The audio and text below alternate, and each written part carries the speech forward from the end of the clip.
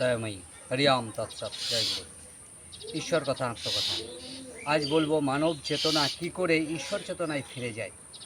মানব গুণধর্মী মানুষ হয়ে কি করে আবার ঈশ্বরে ফিরে যায়, তা মানুষকে মা জ্ঞান ধরা দিয়েছে। তাই মানুষ আত্মদর্শন করতে পারে।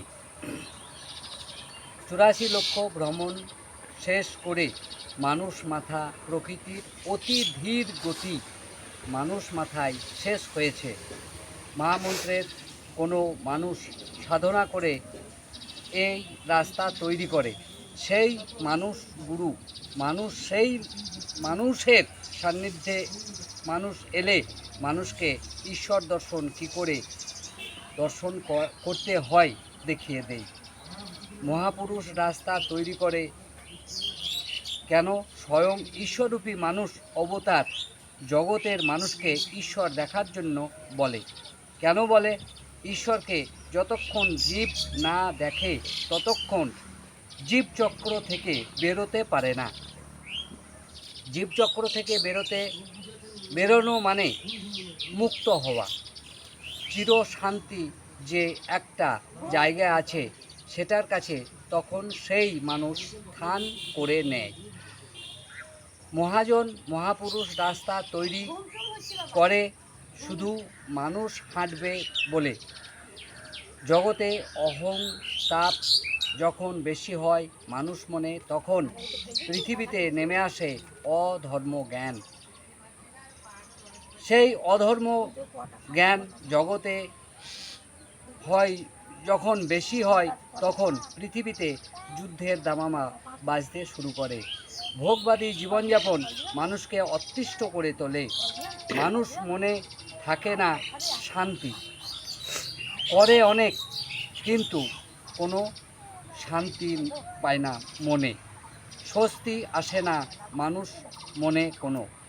মানুষ মনে সবসময় অনুতাপের তাপ মানুষ মনকে পুরায়। অনুতাপের তাপ থেকে মানুষকে বের করে আনার চেষ্টা করে সেই মহাজন মানুষগুলো, স্বয়ং ঈশ্বর হয়ে। মানুষ গুণধর্মে সবাই মানুষ, কিন্তু মানুষ মনে কি গুণ ধর্ম আছে কোনো মানুষ তো খোঁজে না। খুঁজলে সবাই পাবে, কিন্তু কেউ খোঁজে না যখন, তখন স্বয়ং ঈশ্বররূপী মানুষ জগতে আসেন এবং মানুষকে সাবধান করেন। বলেন, ওগো পাপমতি মন থেকে তোমরা বেরিয়ে এসো। পাপমতি মনে থাকলে জগতে মা যে মানুষ জাতি তৈরি করেছেন সেটা ধ্বংস হবে। মানব জাতি অমৃতের সন্তান, মানুষকে মা জানান দিয়েছেন, তাই ধ্বংস হয় না। ধর্ম স্থাপন করতে গেলে কালে কালে যুদ্ধ হয়, এটা ঠিক। জ্ঞান অজ্ঞানে গেলে তো যুদ্ধ হবেই হবে। সেই যুদ্ধকে থামাবার জন্য মহাজন মানুষকে ধর্মের পথে আসার জন্য বলে। মানুষ মনে অনুতাপ মানুষ জীব নিজে করে। কেন? কাম, ক্রোধ, লোভ, মোহ, মদ, মাশ্চর্য 6 রিপু মানুষকে দিয়েছে স্বয়ং ঈশ্বর দর্শন করার জন্য, কিন্তু জগৎ ভোগ করার জন্য না। জগৎ ভোগ করার জন্য নয়। জগৎকে যত ভোগ করার প্রবণতা বাড়বে মানুষের তত বেশি অনুতাপ মানুষকে জর্জরিত করবে। এ আমার গুরুর অন্তরের কথা। অনুতাপ মানুষকে যত বেশি গ্রাস করে মানুষ তত বেশি আগ্রাসী মনোভাব তৈরি করে। আগ্রাসী মনোভাব তখন জগতে যুদ্ধের বাতাবরণ সৃষ্টি করে।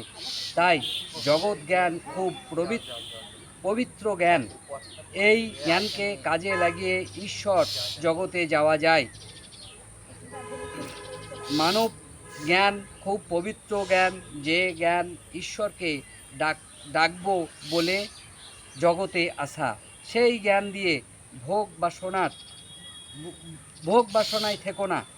অবচেতন মনে কেমন করে চেতন হয়ে মানব মনে খেলা করে তোমরা নিজেরাই দেখো। গুরু আমাকে বলে আত্মদর্শন খুব সহজ কাজ করতে পারলে, কিন্তু মানুষ করে না তাদের ধর্মের কোনো ভয় থাকে না বলে। মানুষ সামান্য ত্যাগ করে অনেক মূল্যবান জিনিস পেতে পারে, তা করবে না। মানুষ মনে কামকে বশে আনা খুব কঠিন কাজ নয়। কাম বশীভূত হলে মানব মন যেমন শান্তি পায়, তেমনি প্রেম তৈরি হয় আপনা আপনি। সেই প্রেম মানুষকে সহজ করে। এ সাধনা সামান্য ত্যাগ দিলে আত্মদর্শন তখন দূরে থাকে না। মানুষ মন্দিরে আত্মদর্শন হলে অনুতাপ কাজ করে না। অনুতাপ কমল হলে মানব মনে শান্তি কাজ করে। গুরু দর্শন মানে নিজেকে দর্শন, কিন্তু নিজে গুরু দর্শন করব মনে করলে হয় না। গুরু লাগে চিৎ শক্তি প্রাপ্ত।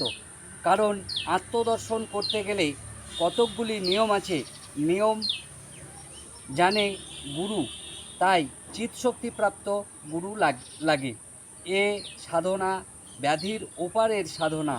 এ সাধনা করতে পারলে মানুষ ব্যাধিমুক্ত শরীর।